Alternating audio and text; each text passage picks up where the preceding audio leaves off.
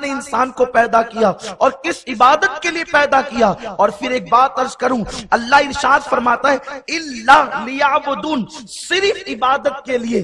اس اللہ پر ہم مرکز پر تھوڑا سا اشارہ دے آئے ہیں کہ جب اللہ آتا ہے صرف یعنی صرف اب کوئی دوسرا کام نہیں ہوگا, صرف عبادت ہوگی. میرے پیارے آقا صلی اللہ تعالی علیہ وسلم کے پیارے دیوانوں, اس اللہ کو آپ یوں سمجھیں, قرآن مقدس نے کہا الا لیعبدون, صرف عبادت کے لیے. یعنی آپ دوسرا کام کریں تو مجرم ہو جائیں, آپ دوسرا کام کریں تو گنہگار ہو جائیں, آپ دوسرا کام کریں تو پاپی ہو جائیں, کیونکہ قرآن کہہ رہا ہے الا لیعبدون, ہم نے صرف عبادت کے لیے پیدا کیا. آپ اس اللہ کو یوں سمجھ سکتے ہیں لا الہ الا اللہ, اللہ کے سوا کوئی معبود نہیں ہے, یعنی صرف اللہ معبود ہے.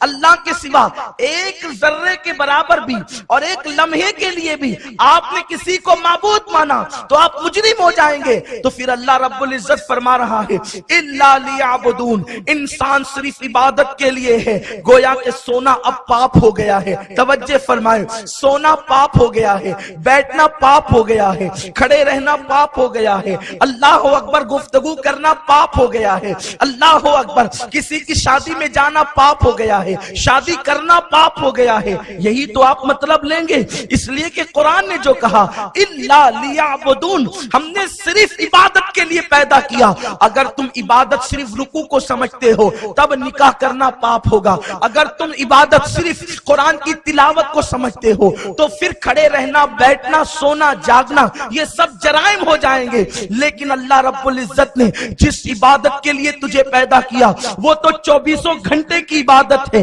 لیکن تجھے پتا نہیں, انسان تجھے معلوم نہیں اللہ نے تجھے کیوں پیدا کیا اور کس عبادت کے لیے پیدا کیا. اگر عبادت کا مقصد صرف تیرے رکوع و سجود تھے تو تجھ سے بہتر سجود اور رکوع اللہ کے فرشتے کر رہے تھے کہ ان کے رکوع کے اندر نہ بیوی کا خیال تھا, نہ بچوں کا, نہ دکان کا خیال تھا, نہ مکان کا. ان کے دل و دماغ کے اندر کچھ نہیں تھے, بلکہ اللہ اکبر ہم اگر نماز پڑھتے بھی ہیں جن کی بہت محترم اور مقدس نمازیں ہیں, ان کی نمازوں کے اندر مسائل پر گفتگو ہے, ان کی نمازوں کے اندر جو ہے وہ معاملات پر غور و خوض ہے. یہی ساری چیزیں تو ہیں. ہماری عبادتیں تو دنیا کے اندر ڈوبی ہوئی ہے. کارخانوں کا حساب نماز میں ہو رہا ہے, کہاں رشتہ لے جانا ہے نماز میں, لڈو پہنچانے کہاں جانا ہے نماز میں, کل کیا کرنا ہے نماز میں, پوتے کو اسکول لے جانا ہے نماز میں. ساری چیزیں نماز میں ہوتی ہے. ہاں دوسرے کاموں میں نماز کی یاد نہیں آتی, لیکن سارے کاموں کی یاد نماز میں آتی ہے. پھر الا لیعبدون کیوں کہا گیا؟ الا لیعبدون کا مطلب کیا تھا؟ فرشتوں کے رکوع تیرے رکوع سے بہتر, فرشتوں کے سجود تیرے سجود سے بہتر, فرشتوں کے قیام تیرے قیام سے بہتر. بلکہ عرض کروں جو چوپائیں اس وقت رکوع کے اندر موجود ہیں وہ تمہارے رکوع سے بہتر رکوع کر رہے ہیں, اس لیے کہ پیدا رکوع میں ہوئے اور مریں گے بھی رکوع کے اندر. پھر اے انسان بتا الا لیعبدون, ہم نے انسان کو اپنی عبادت کے لیے پیدا کیا. تو قلندر لاہوری ڈاکٹر اقبال ملت کا وہ مفکر کہتا ہے درد دل کے واسطے پیدا کیا انسان کو, ورنہ عبادت کے لیے کچھ کم نہ تھے کرنو بیاں.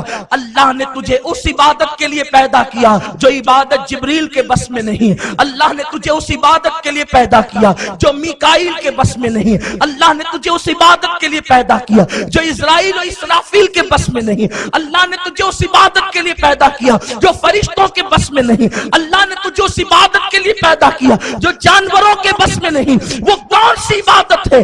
وہ عبادت ہے کہ اے بندے تو بندوں کے دلوں کو خوش کر, ان کے غموں میں کام آ, ان کی مصیبتوں میں کام آ, ان کا دل ہاتھ میں لے, مسکرا کر کے لوگوں کے دل جیت, میٹھی گفتگو سے لوگوں کے دل فتح کر, لوگوں کی زندگی کے اندر کام آ جا, لوگوں کی مصیبتوں میں کام آ جا, لوگوں کی راحتوں میں اضافے کا ذریعہ بن جا, لوگوں کی مصیبتوں کے ازالے کا ذریعہ بن جا. اپنے منہ کا لقمہ ہٹا کر کسی کے منہ میں ڈال دے, اپنی ضرورت پر دوسرے کی ضرورت کو ترجیح دے. تجھے لباس کی ضرورت ہو, اپنے لباس کو پیون والا کر کے نیا کسی کو پہنا دے. یہ وہ عبادت ہے, خدا کی عزت کی قسم یہ عبادت فرشتوں کے بس میں نہیں ہے. یہ ہے اصل عبادت کا مفہوم. اس کو اختصار کے ساتھ عرض کروں تو اس کو آپ خدمت خلق کہہ سکتے ہیں.